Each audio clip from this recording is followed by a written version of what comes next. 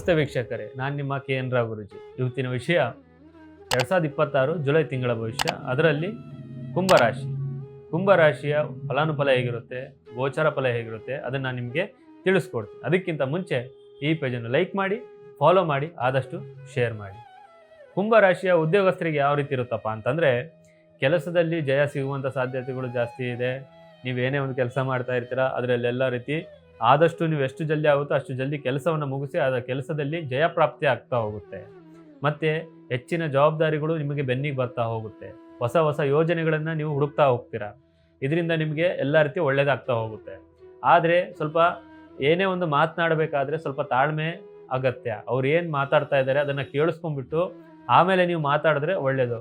ಅರ್ಧಂಬರ್ಧ ಕೇಳಿಬಿಟ್ಟು ನೀವು ಮಾತನಾಡೋದ್ರಿಂದ ನಿಮಗೆ ಕೆಲಸದ ಒತ್ತಡದಲ್ಲಿ ಸ್ವಲ್ಪ ಜಾಸ್ತಿ ಪ್ರಭಾವ ಬೀರ್ತಾ ಹೋಗುತ್ತೆ. ಇದರಿಂದ ನಿಮಗೆ ಕೆಟ್ಟದಾಗುವಂಥ ಸಾಧ್ಯತೆಗಳು ಕೂಡ ಜಾಸ್ತಿ ಇದೆ. ಮತ್ತು ವ್ಯಾಪಾರ ವ್ಯವಹಾರದಲ್ಲಿ ನೋಡ್ತಾ ಹೋದರೆ ಇವರಿಗೆ ಮಧ್ಯಮ ಲಾಭ ಅಂತಂದರೆ, ಈ ಕಡೆ ಲಾಭನೂ ಇರಲ್ಲ, ಈ ಕಡೆ ನಷ್ಟನೂ ಇರಲ್ಲ. ಹಾಕಿದ ಬಂಡವಾಳ ಎಷ್ಟು ಹಾಕಿರ್ತೀರಾ ಅಷ್ಟು ಬರುವಂಥ ಸಾಧ್ಯತೆಗಳು ಕೂಡ ಜಾಸ್ತಿ ಇದೆ.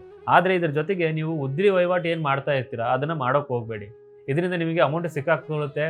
ಅದು ವಾಪಸ್ ಪಡಿಬೇಕಂದ್ರೆ ಸ್ವಲ್ಪ ಜಾಸ್ತಿ ಪರಿಶ್ರಮ ಪಡಬೇಕಾಗುತ್ತೆ. ನೀವು ಆದಷ್ಟು ಉದ್ರಿ ವಹಿವಾಟು ಏನು ಮಾಡ್ತಾ ಇರ್ತೀರ ಈ ತಿಂಗಳಲ್ಲಿ ಮಾಡೋಕ್ಕೆ ಹೋಗಬೇಡಿ.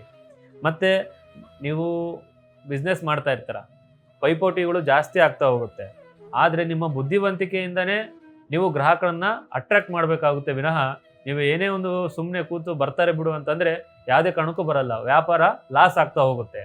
ನೀವು ಬುದ್ಧಿ ಚಾತುರ್ಯದಿಂದ ಎಷ್ಟು ಮುಂದುವರಿತೀರಿ ಅಷ್ಟು ನಿಮಗೆ ಒಳ್ಳೆಯದಾಗ್ತಾ ಹೋಗುತ್ತೆ. ಅಷ್ಟು ಕಾಂಪಿಟೇಷನ್ ಇದ್ರೂ ಸಹಿತ ನಿಮ್ಮ ವ್ಯಾಪಾರ ವೃದ್ಧಿ ಆಗ್ತಾ ಹೋಗುತ್ತೆ.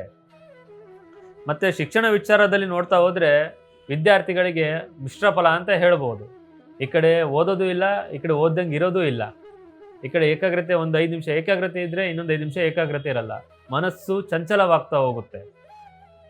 ಈ ಕಡೆ ಓದಿನ ಕಡೆ ಆಸಕ್ತಿನೂ ಕಡಿಮೆ ಆಗ್ತಾ ಹೋಗುತ್ತೆ. ಆದಷ್ಟು ನೀವು ಏಕಾಗ್ರತೆಯಿಂದ ಎಷ್ಟು ಇರ್ತೀರಾ ಅಷ್ಟು ನಿಮಗೆ ಒಳ್ಳೆಯದಾಗ್ತಾ ಹೋಗುತ್ತೆ. ಆಗ ಮನಸ್ಸು ಸ್ಥಿರತೆಯಾಗಿರುತ್ತೆ, ಓದೋದ ಕಡೆ ಆಸಕ್ತಿ ಬರ್ತಾ ಹೋಗುತ್ತೆ. ಆದಷ್ಟು ನೀವು ಏಕಾಗ್ರತೆ ಕಡೆ ಸ್ವಲ್ಪ ಗಮನ ಹರಿಸ್ತಾ ಹೋಗಿ. ಸ್ಪರ್ಧಾತ್ಮಕ ಪರೀಕ್ಷೆಗಳಲ್ಲಿ ಇವರಿಗೆ ಕಠಿಣ ಪರಿಶ್ರಮ ಪಟ್ಟರೆ ಮಾತ್ರ ಸ್ವಲ್ಪ ಮಟ್ಟದ ಅಂಕಗಳು ಗಳಿಸೋಕ್ಕಾಗೋದು. ಇಲ್ಲ ಅಂತಂದರೆ ಅದೂ ಕೂಡ ಬರೋದಿಲ್ಲ. ಆದರೂ ಫೇಲ್ ಆಗುವ ಸಾಧ್ಯತೆಗಳು ಜಾಸ್ತಿ ಇದೆ. ಸ್ವಲ್ಪ ಕಠಿಣ ಪರಿಶ್ರಮ ಜಾಸ್ತಿನೇ ಪಡಿ ನೀವು. ಆದಷ್ಟು ನೀವು ಎಷ್ಟು ಪಡ್ತಾ ಹೋಗ್ತೀರಾ ಅಷ್ಟು ನಿಮಗೆ ಒಳ್ಳೆಯದು.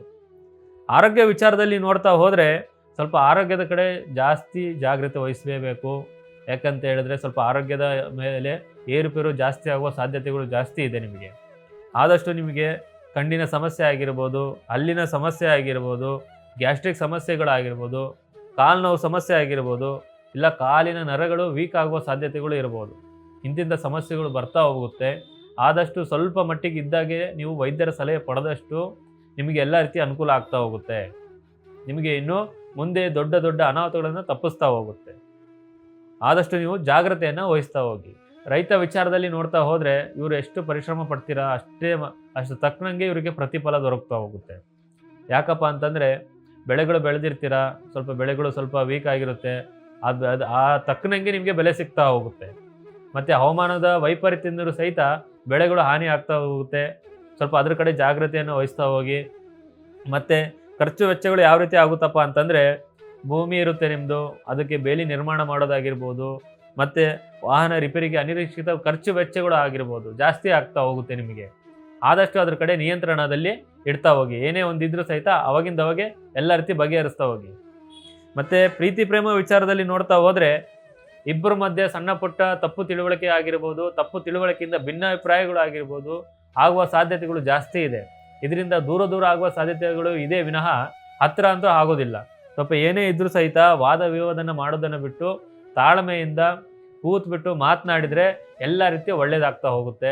ಇಬ್ಬರು ಸಂಬಂಧ ಉಳಿಯುತ್ತೆ. ಇಲ್ಲ ಅಂತಂದರೆ ನೀವೊಂದು ಕಡೆ ಅವರೊಂದು ಕಡೆ ಆಗಿ ಬ್ರೇಕಪ್ ಆಗಿ ದೂರ ಆಗುವ ಸಾಧ್ಯತೆಗಳು ಜಾಸ್ತಿ ಇದೆ. ಬ್ರೇಕಪ್ ಆದಮೇಲೆ ನೀವು ಅಳೋದಾಗಿರ್ಬೋದು, ಏನೇ ಒಂದು ಮಾಡೋದಕ್ಕಿಂತ ಇಬ್ಬರು ಜೊತೆಲಿ ಇದ್ದಾಗೇನೆ ಸ್ವಲ್ಪ ಮಾತನಾಡಿಬಿಟ್ಟು ತಾಳ್ಮೆಯಿಂದ ಮಾತನಾಡಿ ಎಲ್ಲ ರೀತಿ ಬಗೆಹರಿಸ್ತಿದ್ರೆ ನಿಮಗೆ ಒಳ್ಳೇದಾಗ್ತಾ ಹೋಗುತ್ತೆ. ಮದುವೆ ವಿಚಾರದಲ್ಲಿ ನೋಡ್ತಾ ಹೋದರೆ ವಿಳಂಬ ಸಾಧ್ಯತೆ ಜಾಸ್ತಿ ಇದೆ ಇವರಿಗೆ. ನೀವು ಎಷ್ಟೇ ಪರಿಶ್ರಮ ಪಟ್ಟರು, ಎಷ್ಟೇ ಪ್ರಯತ್ನ ಪಟ್ಟರು ಮದುವೆಯಲ್ಲಿ ವಿಳಂಬ ಆಗ್ತಾ ಹೋಗುತ್ತೆ. ಆದಷ್ಟು ನೀವು ಮುಂದಿನ ತಿಂಗಳಿಗೆ ಮುಂದೂಡಿಕೆ ಮಾಡಿ. ಇದರಿಂದ ನಿಮಗೆ ಒಳ್ಳೆಯದಾಗುತ್ತೆ ವಿನಃ ಬೇರೆ ಯಾರಿಗೂ ಅಲ್ಲ. ಸ್ವಲ್ಪ ಏನೇ ಒಂದು ಸಮಸ್ಯೆಗಳಿದ್ರೂ ಇದನ್ನು ಮದುವೆ ವಿಚಾರದಲ್ಲಿ ಮುಂದಕ್ಕೆ ಹೋದ್ರೇ ಎಲ್ಲ ರೀತಿ ಒಳ್ಳೇದಾಗ್ತಾ ಹೋಗುತ್ತೆ. ದಾಂಪತ್ಯ ಜೀವನದಲ್ಲಿ ನೋಡ್ತಾ ಹೋದರೆ ಸ್ವಲ್ಪ ಸಣ್ಣ ಪುಟ್ಟ ಜಗಳನ ದೊಡ್ಡ ಪ್ರಮಾಣದಲ್ಲಿ ಬೆಳೆಸ್ತಾ ಹೋಗಬೇಡಿ.